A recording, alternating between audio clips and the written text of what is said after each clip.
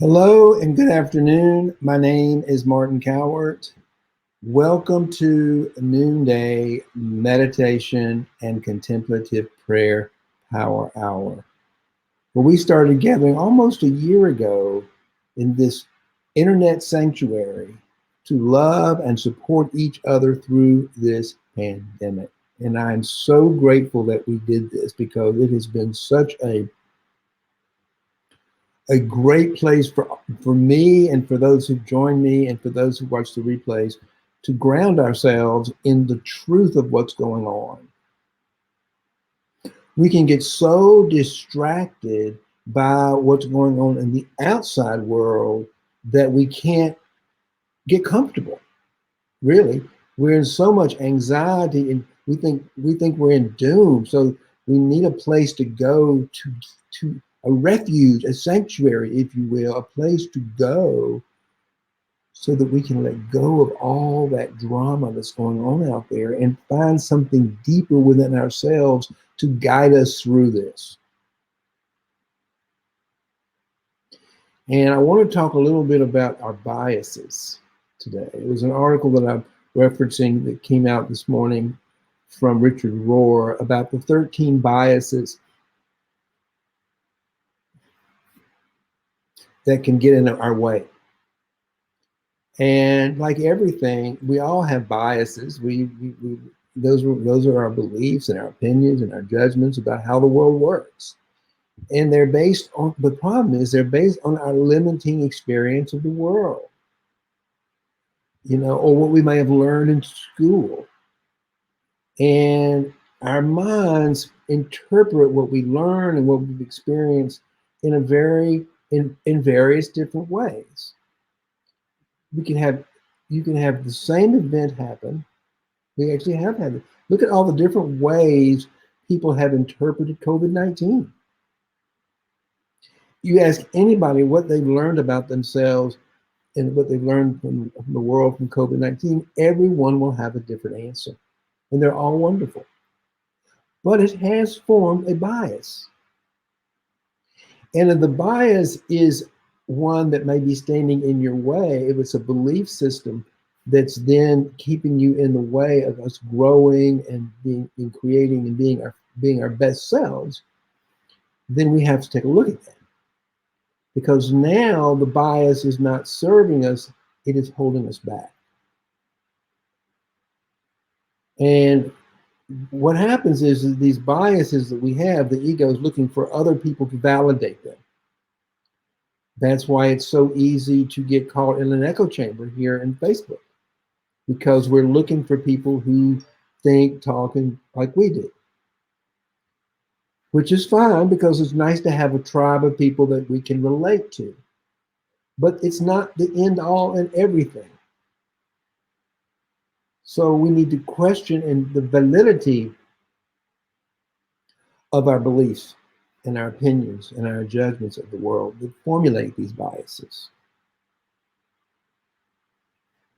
We're going to get into those. We're going to get into 3 of the 13 that this fellow from the contemplative, can't think of the right word, Contemplation and Action Center that Richard Rohr founded, talks about 13 different biases. We're going to talk about 3 of them today. But before we get into those 3 biases, I want to talk about one of the as a prosperity coach and mindset coach around abundance and prosperity and around money.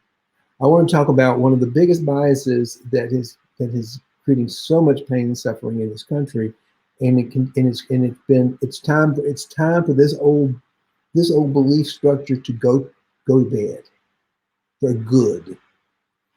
And that is the belief of not enough. That is what's called the scarcity mindset. And it has dominated our culture since the beginning of time. And that's the belief that there's not enough to go around, there's not enough for me, and I need to do everything I can to get my fair share of all the resources, all the money, all of this for me, so that I have enough for me and my family. I want to just take care of my own orbit because there's not enough to go around. That's the scarcity mindset. And you don't have to go very far. I mean, just look at our government right now, the debate between the stimulus package of $1.9 trillion and not having enough. Well, there is no finite amount. It's the government takes the money we create and gives it back to us in ways that we can use it. That's the idea of government, the taxes, is that we create the money, we give them a certain amount of it to put in, to use the law of large numbers, to put into place institutions and things and make economic decisions that are going to be in our best interest so we can create more wealth and more economy. And that's exactly what this stimulus package is doing. That's what's called a stimulus package. It's to stimulate the economy for ourselves individually, and it's to stimulate, and it will stimulate the collective economy, the economy of our world, because we will be putting, the government has the means to give us the money we need to build it. And then the idea is, and this always works, is if you're coming from your heart and you're actually helping people to grow and build their own businesses, we'll grow and we'll create a bigger and more robust economy. Everybody, including some of the most conservative think tanks like the National Chamber of Commerce and the Round Table, these old conservatives, are all in agreement that this would be a great stimulus for the world. It makes you wonder why the only people who are standing in the way with their biases are the Republicans in Congress. You know? And what are their biases really? Fear. Their fear of losing power. You have this immensely popular bill supported by all the economists and all the financial think people on the planet, except you got this, and it's not that they're bad or stupid, but they're in their ignorance of bias and fear. That's what it is. They're not bad, they're not good, they're just in ignorance. They're in bias. They're in the bias of scarcity. They're in the bias of not enough. And that old way of thinking has been the dominant culture's way of thinking for a long time. And that's been a really painful way for us to live in this world. Hasn't it?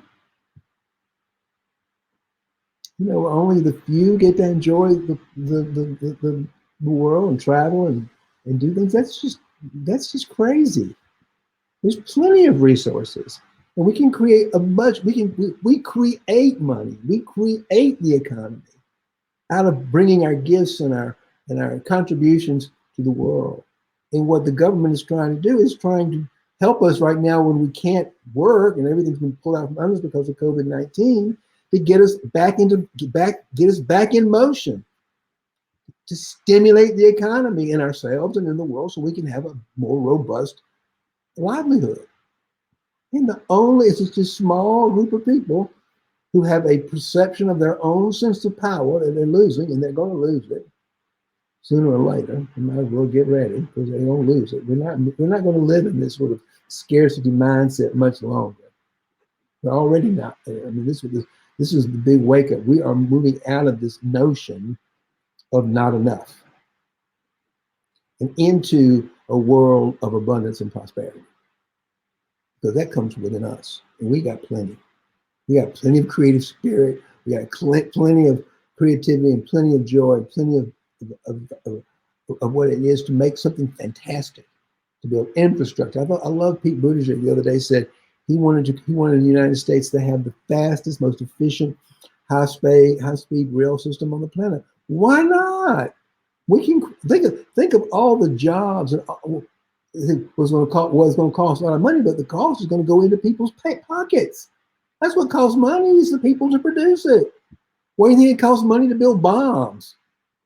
Because it costs people to produce bombs. But then it makes sense to take and retool all these bomb producing factories and people who are creating defense and retool them for creating infrastructure for a high-speed rail system. Wouldn't we all benefit from that? It's not that there's anything lacking. We got everything we need. It's just how you want to allocate it and what do you want to do with it. Do you want to stimulate the military and that one little narrow faction, or do you want to stimulate something that's going to be good for everybody? An economy economic and social structures that are going to benefit everybody here that's involved. That's what the government is supposed to do with our money. And they'll eventually come along. They're going to eventually move that way. You know, as soon as this old Republican Party, it is dying. Trump is killing that old thing. But they're not. But there's some good people, and we need a two-party system. Don't get me wrong. I'm a Democrat, and I'm a proud Democrat, and I probably, but I love. But you know, the Republican Party was actually the party of Lincoln. If you go back to the '60s, it actually had some pretty good values. It had things that you go back and sometimes read Eisenhower's platform statements. You find we Democrats align very closely with some of those values. And I think we need a Republican Party that's going to come back to those values. I don't know who or how yet, but someone's going to rise out of those ashes, and they're going to begin to lead that party into something that's going to be pretty great. And that's exciting to think about, because we need different perspectives on how we move through the world. You know, but they both need to be run on the same value that it's for the benefit of everybody. The government is there for the betterment of everybody. And our social economic structures are there for the benefit of everyone, because we have an abundance of resources, mostly human talent, you and me, to create immense amounts of money and to come back to being leaders in the world in all kinds of different ways. And that's an exciting way to be. That's an exciting way to live in. So from where I see it, this is an exciting time to be an university, particularly exciting time for gay, bi, trans businessmen to be in the world, because we are also leaders in transformational movements. We've had to, women right now are on the forefront. I'm going to be frank with you. Women right now are leading the movement, are leading a movement to get us out of this poverty mindset and into a prosperity mindset. They are leading the movement. And I'm doing what I can to get the gay men, gay, bi, trans men in line with these women. And black women are too, and black people are too. African American people who've been living in the margins are the ones leading us, because they're tired of living in the margins. They want a piece of the pie too, and they know that the whole thing's based on this string of lie. There's not enough. I'm like, bull, there's plenty, and I want to be a part of this. And I tell you, once you jump into this movement, it's a lot more fun. That's what I'm here for. You know, I'm here to shift mindsets. And the one way we shift the mindset is through contemplative prayer, because that's how we get to the truth. The ego thinking mind is always giving us a false narrative of not enough, and comparing us and making us feel bad about ourselves and attacking us, et cetera, et cetera. Contemplative prayer is a way to get our minds back in line with our hearts. So again, the contemplative practice is a way to get our minds and our bodies in alignment with our heart space. And when we lead from our heart space, there is infinite possibilities of what we can get done. But we've got to be able to do that. We've got to be able to see our biases that are standing in the way of us leading from our heart space. And I want to talk about 3 in particular, and then we're going to meditate. And if you're joining me, please just type into the chat and say your name, say you're here, so that I know you're here. It's always nice to have some company. If you're watching the replay, you got comments or questions, put them in the comment section, and I'll come back and answer them later. I get more people often watching the replays than I do live every day. That's fine, as long as it's getting something for you, as long as you're getting some type of value from what you're learning here that can create a shift in the way you think about money.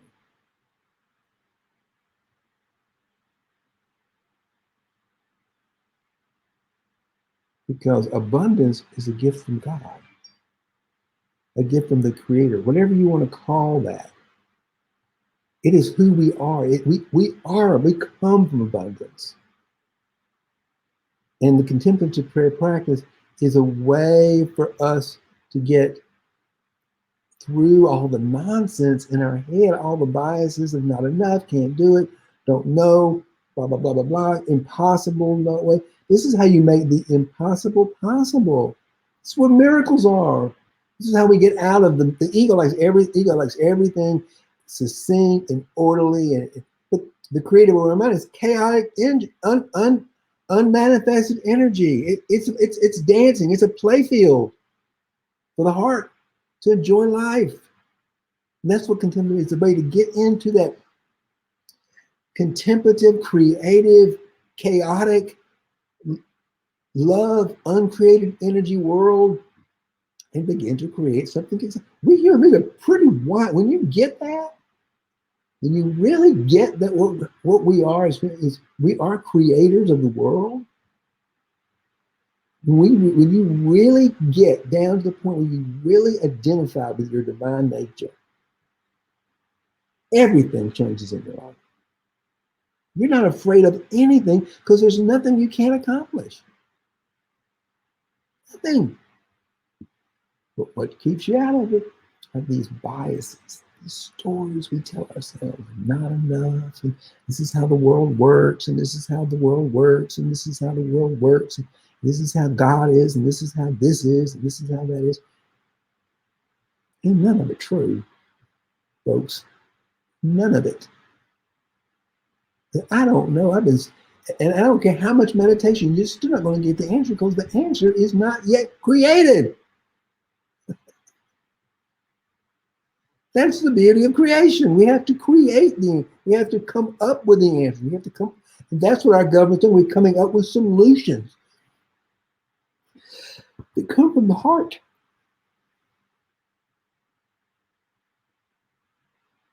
That's pretty wild, isn't it? It's wild, isn't it? When you really get down to the point where you really realize just how incredibly magnificent we human beings are. The ability for our brains to be able to tap into that uncreated, chaotic energy forces of the world, little bombards of thoughts and ideas. You know, get an artist who's a painter. I used to live with a painter. And their ability to look out there and for their brains to be able to take what they're seeing and then being able to take all that chaotic energy form of color and create form on a canvas is amazing to me. And the reason why it's amazing because it's something all of us can do. It may not be painting, but we all know when we're tapped into that flow of energy. We all know. You could be a musician, you could be just a really good coach. And I know when I'm tapped into that presence in me, I'm not the one doing the coaching. I'm doing the listening, and I become the servant of communication between two human beings, between two beings, really. And that's a fun way to do it. And I'm like, I don't even remember some of what I say. I finally like record my coaching sessions because that transformation that happens, whether it's a group coaching or individual coaching, that transformation happens is because we've gotten all our biases out of the way and we're listening and communicating in an open-hearted way that's allowing creation, something new to come forward, some new idea, some new perception is grounded in the truth of abundance and prosperity. It's what it is, man. It's just amazing to me. And the fact that the human being is the precise instrument to create stuff is just, but you got to get out of your way. You got to get your biases. Let's just talk quickly about these biases here.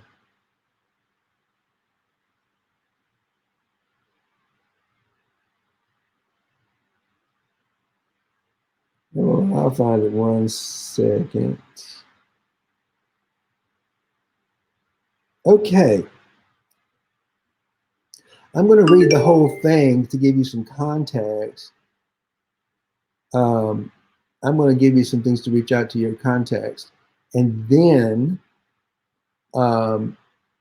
we're gonna come back and we're gonna look at 3 of them today, and we're gonna look at the rest of them throughout the week. Because I think this is a very, very, I was really like, wow, this is exactly what we need to talk about in this broadcast, and that's about those biases or limiting beliefs or our opinions of the world that are standing in the way of our greatness,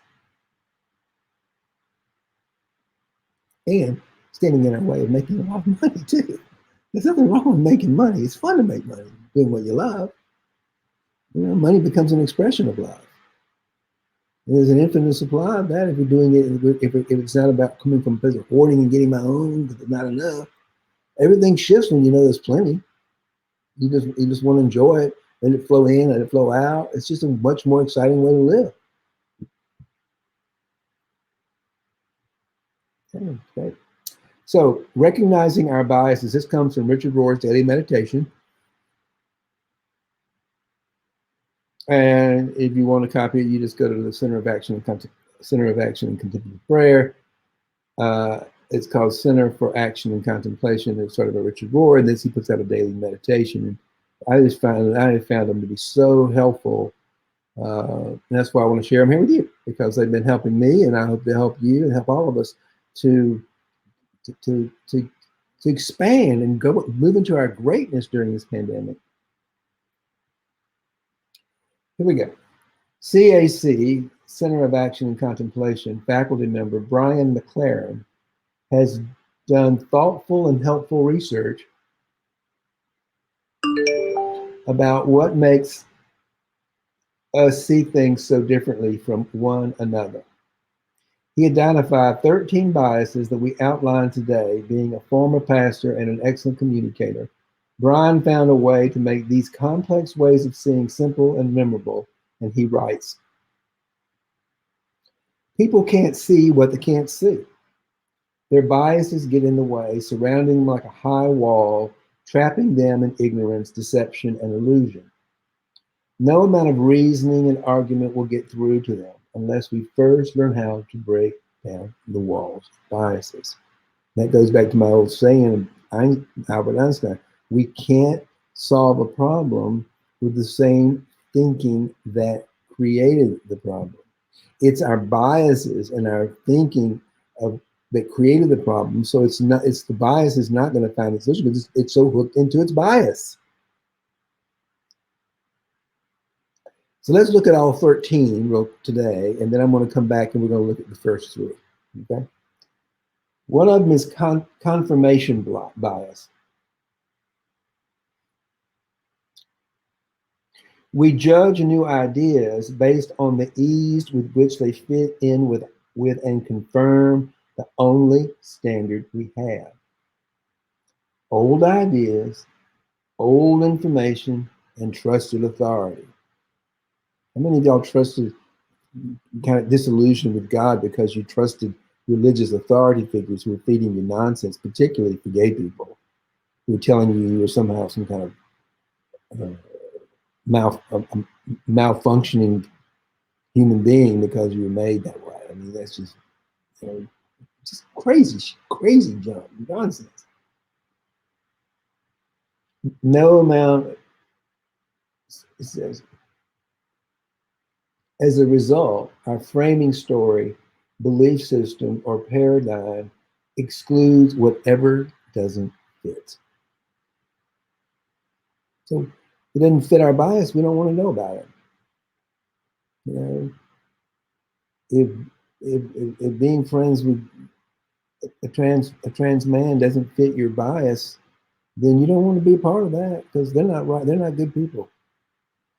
There got to be something wrong with them. You know. So what happens? We miss out on relationships with some pretty extraordinary people. I mean, I can say that I have gotten to know in my travels some very powerful and extraordinarily beautiful and creative trans men in my lifetime, and I'm so grateful for having them in my lives. But if I stuck with an old story in my head that said, they're weird, they're strange, why are they happy with the body they were born, all that crazy stuff, then I'd have missed out on having these wonderful people in my lives, and they're there to support and love me. I mean, that's that's just an example of how confirmation bias is. That's why, the world confirms that there's not enough money. It's just they just confirm a it's confirmation of a false narrative. You get enough people believing you get enough people believing that the election was rigged, then all of a sudden you got people believing the election was rigged, and you got people attacking our government. So these false biases can be real. They're damaging. So this is not just this feel good day. This is like looking at the impact of having these biases on our lives. The next one is complexity bias. Our brains prefer a simple falsehood to a complex truth. Let that just sink for a second. Community bias is almost impossible to see what our community doesn't, can't, or won't see.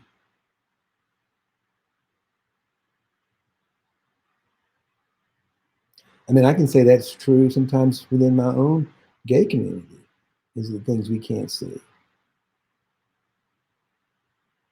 How we might judge straight people or judge others, mainly because we got bullied.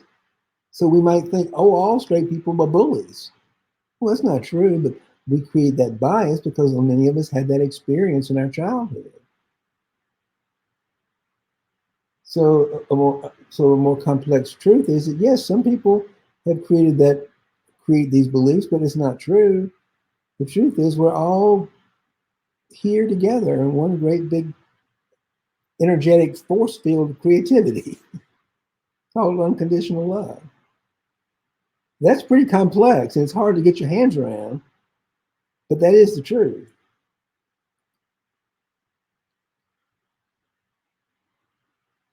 You should study the Quran to extend your thought. Well, thank you. I have never studied the Quran. I do study certain Sufi mystics. I thank you for the suggestion, and I'm not against the Quran. I think the Quran is fantastic. But what I really prefer is that you do what I do in your world, in your country, to help other people. I mean, from my perspective, there are not a lot of people. The Quran is going to show me the same truths that I'm talking about, I imagine. But the thing about the Quran is it's sort of the book of scripture for the Islamic community. So it's not going to do me any good as a Christian contemplative to study the Quran, other than to listen and be open to learning from the Sufi teachers that are out there that I listen to. So that's how I would respond to your suggestion. I am learning, and I love to learn from the Sufis. I think that there's a tremendous, but my favorite teacher is Rumi, and I quote him a lot. One of my favorite poems in the world is The Guest House. But I don't think that from my audience, it would be wise for me to spend my time studying the Quran when it's much better for me to study the wisdom teachings of Jesus, since I'm a Christian contemplative. I can't be all those things at once. I'd rather be a master at one thing. But I certainly love and recognize and appreciate the Quran and the teachings, particularly the Sufis, the mystics of the Islamic world. So thank you for the idea. And for you to be able to hear me, because apparently what you're hearing is the similarities and the parallels between the Christian contemplative and the Sufi mystic. Would that be true? Is that what you're that's what I'm picking up on, is that you're hearing in what I'm talking about from a Christian mystical perspective is also true in the Islamic mystic world. That's what I'm making up right now, and I'm assuming. If that's not true, tell me. Put it in the box and tell me. But that's what I'm assuming right now. Complementary biases. If you're hostile to my ideas, I'll be hostile to yours. If you're curious and respectful toward my ideas, I'll respond in kind. And I could be even talking about it right now. It's like, I could be hostile to the idea that said, you should study the Quran, but that doesn't serve me anything. I don't know anything. I don't know the Quran. So why would I suggest that I don't want to understand it? What would better do is say, well, look, I respect the Quran, but I only have so many hours in a day, and I'm a Christian, so I'm going to use Christian wisdom and learn from the wisdom. That's why I responded to that, because I think I have a lot to learn from my Islamic brothers out there and sisters. Exactly, I love learning from them, so I love it. Competency bias is another one. We don't know how much or little we know because we don't know how much or little others know. In other words, incompetent people assume that most other people are about as incompetent as they are. As a result, they underestimate their own incompetence and consider themselves at least of average competence. Now, that's interesting.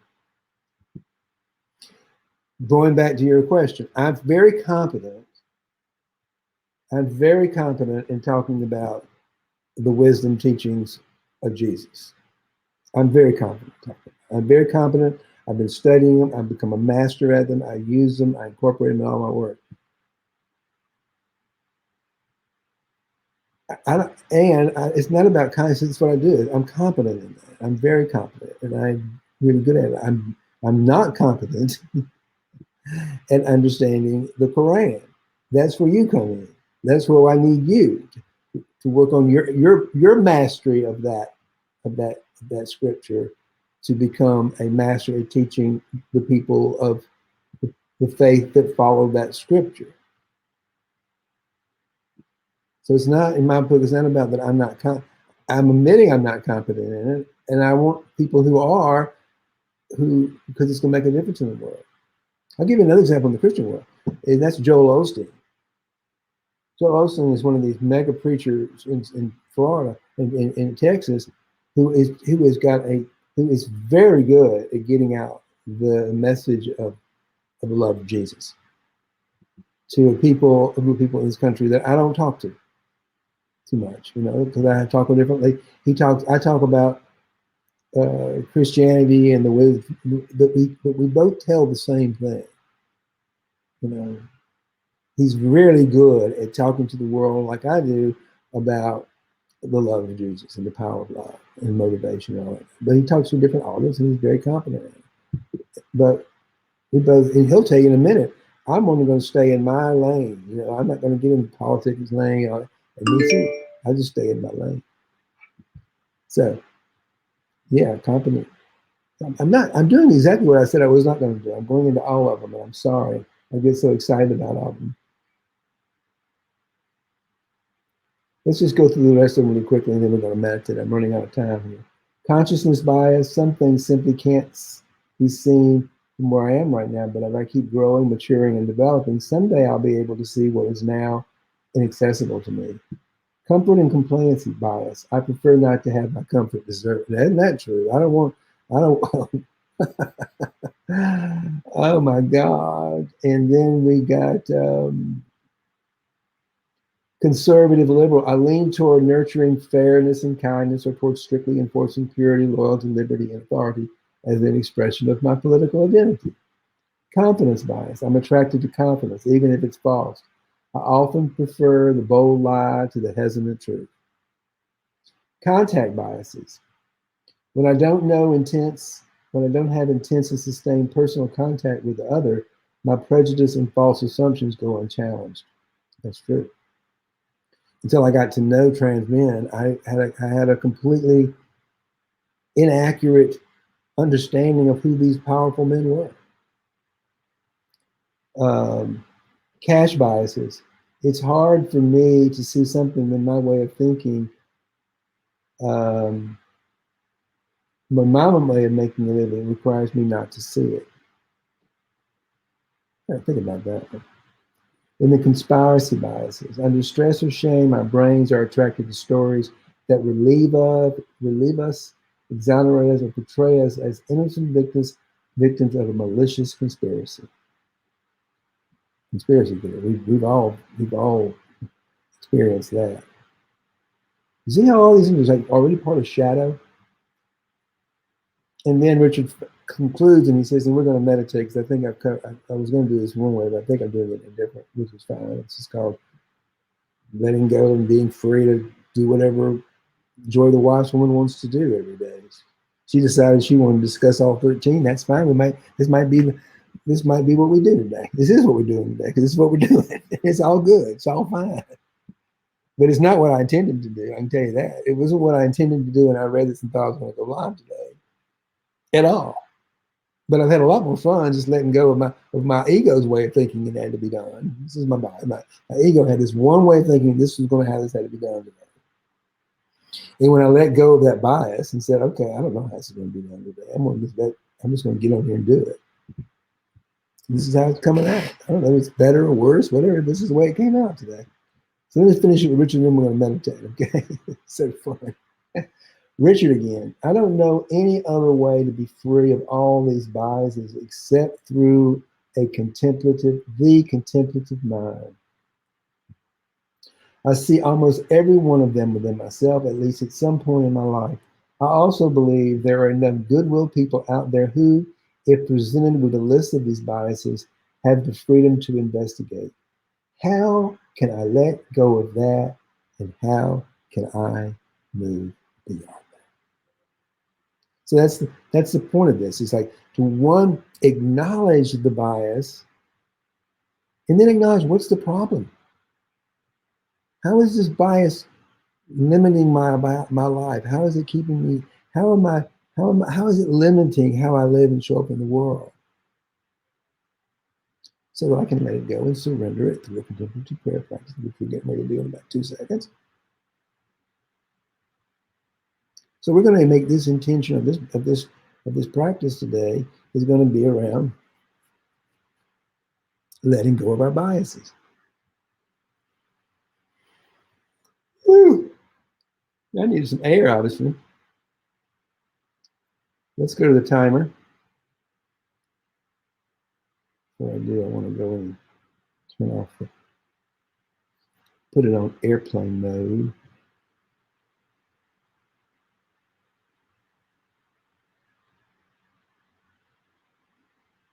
And we do something called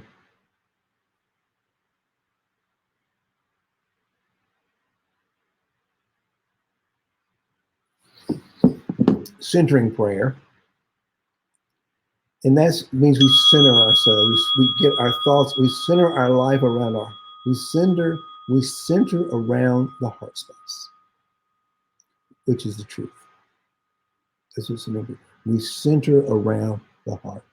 And the way we do that is we get still and we let go of our biases, our thoughts, our opinions, our beliefs, and our judgments. We actively say, I am letting go of whatever you're working on, whatever you're thinking about, whatever your beliefs. You just say, things that I don't even know about, the nonsense in our head. We're going to let that go. Do breath work.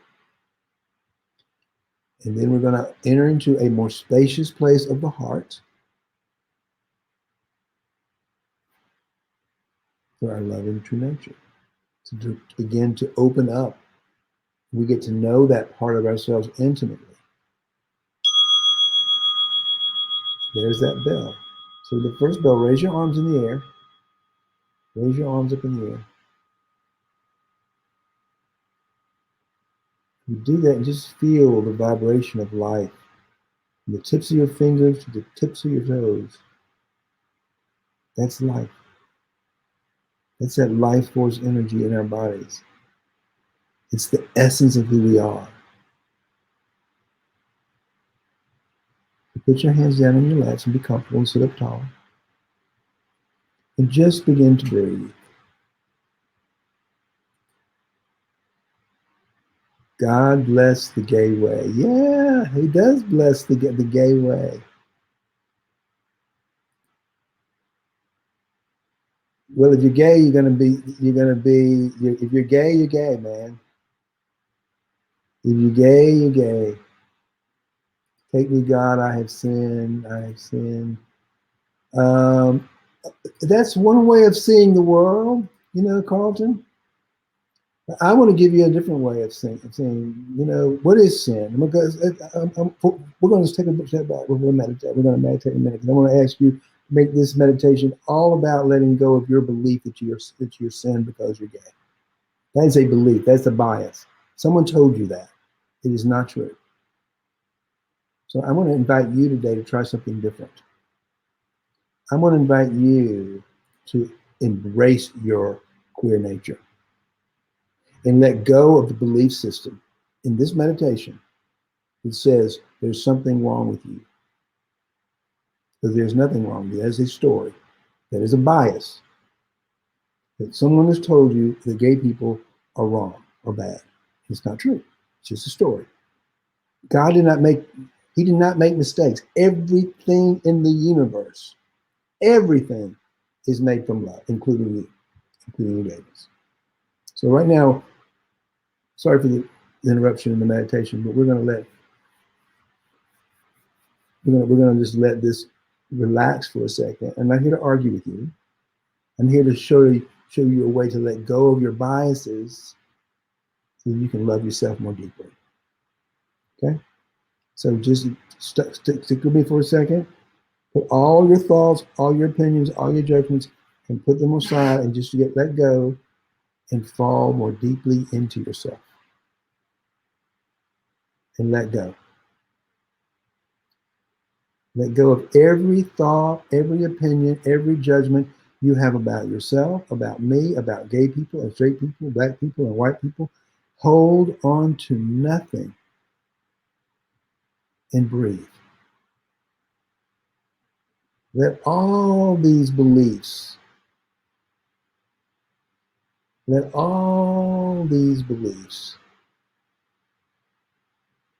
biases, painful beliefs, let them go because they're not true. And feel your way more deeply inside yourself to something that's true.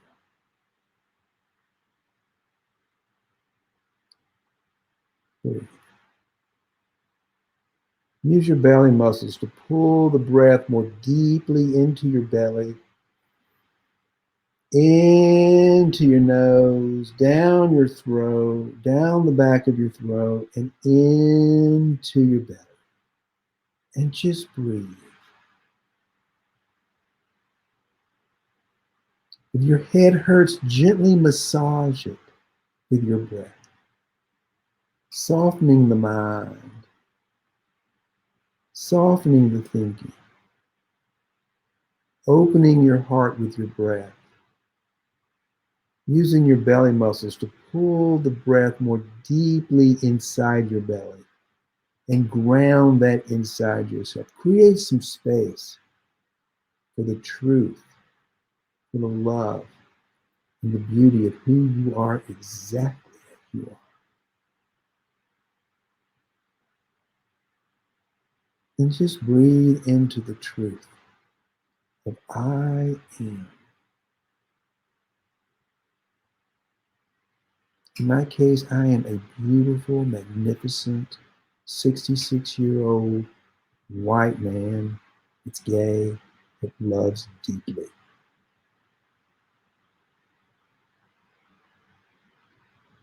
I want to make a difference in this world for the betterment of you and the betterment of me. And that's coming from my heart. So when you hear that bell, wake up from any thoughts and just fall into love.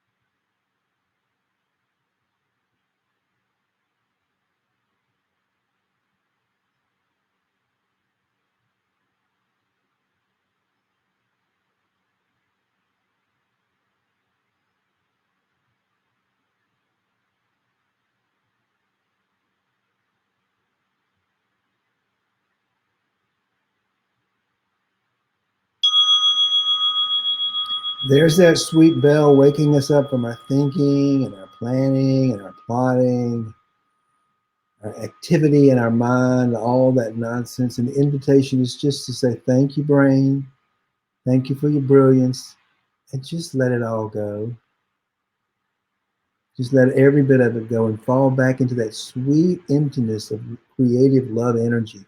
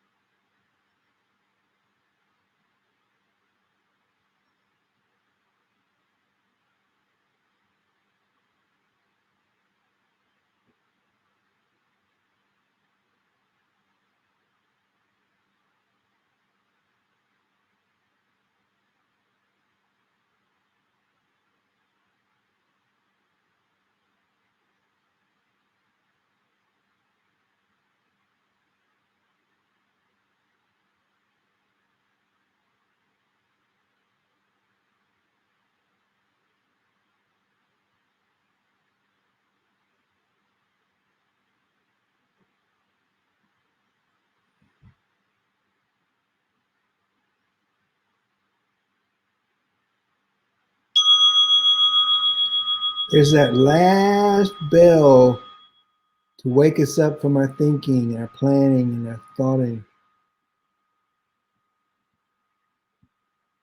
and our sleeping. Maybe we fell asleep. And as we do that, we get so relaxed in our meditation, we fall asleep. That bell wakes us up. We can reset and fall back into love.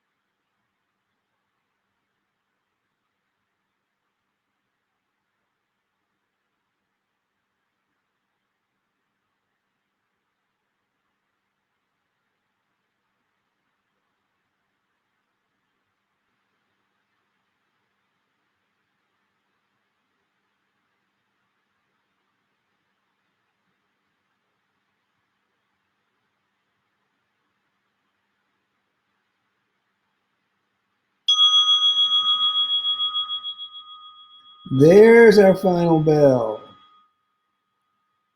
to end our meditation right here at the hour. So thank you. And Carlton, thank you so much for joining us today. I'm going to give an invitation to you and for anybody else that would like to, that wants to go a little deeper on an individual basis from what we talked about today, to send me a DM, a direct message on Facebook direct messenger. Introduce yourself and say you'd like to have, and we can take it offline and we can go a little deeper and I can answer your questions and help you out. And it may even involve, and happy to do that, a short connection call on Zoom to get to know each other. So I'm here to help you. That's why I'm here. And I've got a new Facebook group that I'm excited about that you might be interested in joining. It's called Financial Heart Space for Gay, Transgender, and Bisexual Men. It's a place for entrepreneurs and corporate leaders to get together to build our businesses and grow from a place of community and not from competition. So that might be a good place for you. The link is in the somewhere around my video here, somewhere in the writing. So please join us there if you'd like to. And again, always, if you want to find out more, you want to take this to a deeper dive than what we got today, send me a direct message. I'm happy to talk with you in that place as well, so we can go on a more individual basis to see how what I'm talking about could be of some help to you today. Does that sound good? Okay. In the meantime, may love and prosperity prevail. Thank you so much for joining me today.